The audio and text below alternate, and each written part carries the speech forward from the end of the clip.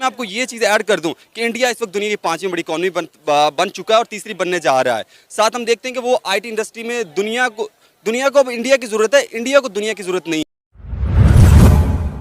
Technology के हवाले से बात कर रहा हूँ कि जिन नेबर कंट्रीज के साथ हम मुकाबला करते नजर आए हैं, आज वो रीयूजेबल रॉकेट लॉन्च कर रहे हैं, आज वो पता नहीं कौन कौन से रॉकेट्स लॉन्च कर रहे हैं, पता नहीं कौन कौन से मिशन लॉन्च कर रहे हैं, और हम आज आटे की लाइन में लगे हैं। आज हमारी यूथ पॉलिटिक्स में इतनी इन्वॉल्व, मतलब জয়েন বন্ধুরা, ইসরো প্রতিদিন এমন এমন কাজ করছে, যদি আপনি একজন ভারতীয় হন তাহলে আপনিও গর্বিত হবেন। কয়েকদিন আগে ইসরো এমন একটি কাজ করেছেন যা দেখে জাপান এবং ইউরোপের দেশগুলো অবাক হচ্ছেন। নাসা কিংবা স্পেস এক্স এর মতো রিউজেবল রকেট লঞ্চার এখন ভারতের হাতে। বিশ্বাস না হলে ভিডিওটি শেষ অবধি দেখতে থাকুন, তাহলে বুঝতে পারবেন।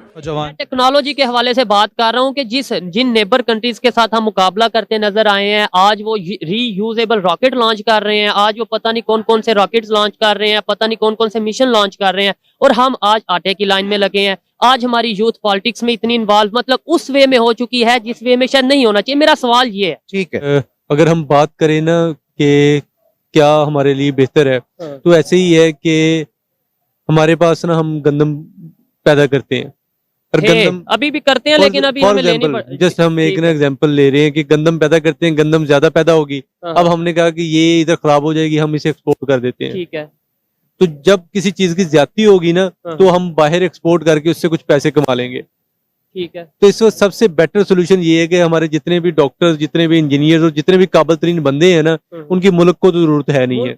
मुल्क को जरूरत नहीं है ना, क्योंकि मुल्क के लिए हमारे पास जो दूसरे लोग हैं ना, वो ज्यादा बेहतर तरीके से चला रहे हैं। जैसे कोई बीए पास हो गए, या जैसे जो है आम लोग जो अनपढ़ हैं, वो अच्छे तरीके से चला रहे हैं। इन्होंने डायरेक्टली इनडायरेक्टली एक थप्पड़ मारा है इस सिस्टम के ऊपर, कि मतलब आप क्या कर रहे हैं कि एक तरफ आप कहते हैं कि हम यूथ के साथ हम। अब हाल ही में इसरो ने एक और ऐसी महान उपलब्धि हासिल कर ली है जो कि अभी तक चीन, जापान, रूस और यूरोप के विकसित देशों के पास भी नहीं है। और इस उपलब्धि के बारे में इसरो ने खुद ट्विटर पर ट्वीट करके बताया है कि भारत ने एक और महान कामयाबी हासिल कर ली है। सोचने की बात यहाँ पर यह है कि जापान और यूरोप के देशों का जो स्पेस बजट होता है वो इसरो के बजट से 5-6 गुना ज्यादा होता है। और अगर दूसरी तरफ हम रिसर्च एंड डेवलपमेंट की बात करें तो इसमें इसरो जापान और यूरोप के देशों से 5-6 गुना आगे होती है।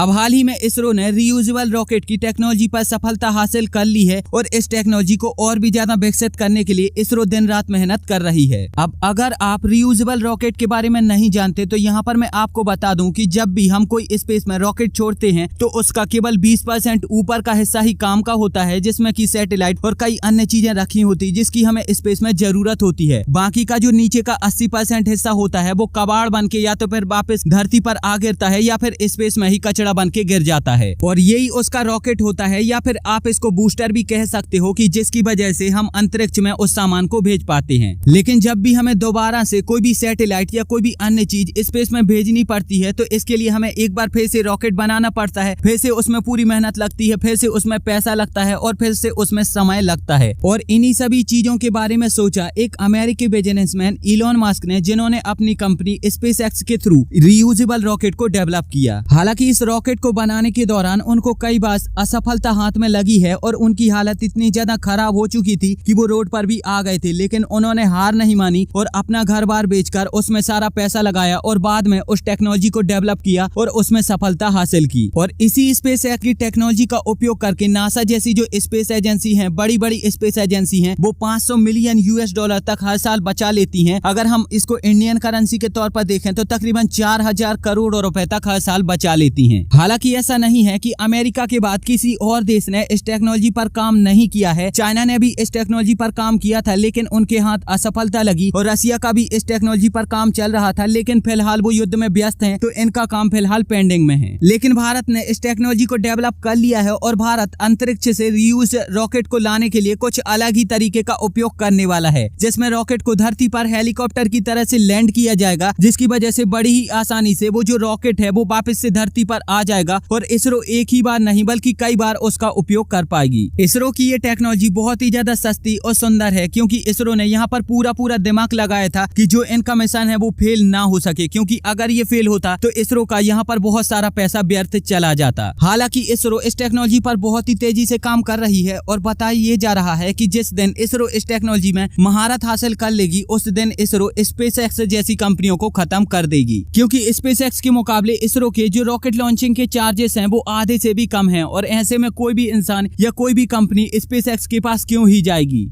हमारा जो है ना रहना सहना अच्छा होगा। आज नेबर कहाँ पे चले गए? मैं आपको दिखाया तस्वीर, आपने खुद देख लिया कि वो चांद की बातें, स्पेस की बातें कर रहे हैं। हम आज भी आटे की बोरियां रोज 10-10 किलो की बांट रहे हैं। वहाँ पे उनका क्या विजन है? उनका क्या? मैंने आपसे पहले कहा ना कि वो जो जहनी गुलाम थे ना उनसे निकल चुके हैं। हम इससे निकल चुके हैं। हम अब तक ज़हनी गुलाम है। रात तो दोनों इकट्ठे हुए थे, दोनों इकट्ठे हुए थे, लेकिन उनकी सोच, जैसे खान साहब कहते हैं ना कि जो लोग अपनी सोच को ऊंचा रखते हैं ना, खान साहब की बात की। खान साहब ने भी जलसे में कहा था कि रूल ऑफ लॉ इंडिया में ज्यादा है, पाकिस्तान में कम है। इंडिया की मईशत जो है, महंगाई उधर कम है, हमारे में ज्यादा है। वो खुद प्रेज करते हैं उनको। देखिए, हकीकत को मानना चाहिए। हकीकत को मानना इसलिए चाहिए कि देखिए कि जहाँ पर भी जब ऊपर ताकतवर लोग जब वो गलत काम करते हैं ना, तो आवाम ऊपर को आ जाती है कि भाई आप ये गलत काम कर रहे हैं और ऐसा नहीं होना चाहिए। हमारे पाकिस्तान जिस पे हम इल्जाम लगाते थे वो आज तरक्की कर गया। अगर वो इतने मजालिम करता होता, अपनी अवाम पे मारता कुटता होता, तो आज तरक्की करते। मैं आपको वही बात कर रहा हूँ, कि उनके अवाम में ना एक किस्म का एक शऊर आ गया था कि भाई ये ऐसा एजुकेशन दी है। शऊर, एजुकेशन है तो शऊर है। एजुकेशन के बगैर तो आपके अंदर IT एंड टेक्नोलॉजी की एजुकेशन बहुत ज्यादा दी उन्होंने। हम हमारे साथ एक ही देखे पीछे रह जाएंगे। क्या लगता है कि आज तक अगर 75 सालों में हम लोगों ने खुद मुख्तारी से कुछ किया नहीं, चाइना और अमेरिका की बेस पे हम लोग चल रहे हैं इस टाइम तक, अगर फैक्ट पे देखें तो सर क्या लगता है कि खुद की बेस पे अगर हम देखें तो हम लोगों को रिलेशनशिप बेहतर करने हैं, या आज भी चाइना और अमेरिका की वो कंधे से कंधा कह के ना वो कंधे उन्होंने हमें अपने कंधों पर उठाया और हम चल रहे हैं? सर ये करना है। देखिए, बेसिक मसला जो है ना वो हमारी ये हुकूमत जो मामलात हैं, अब सबको सभी को ही पता है। जब तक ये किसी सिमत में बनेगी नहीं ना, एक फेयर और एक अच्छी, तब तक हम लोग इस तरह पीछे से पीछे जाते जाएंगे, क्योंकि आपको सबको पता है कि हमारे जो हुक्मरान हैं उनके हाथ में है सारी गेम, और आजकल भी जो हो रहा है सबके सामने है। तो नो डाउट कि जब तक कोई, ये अल्लाह ही है कि कोई हमारी रहनुमाई करें।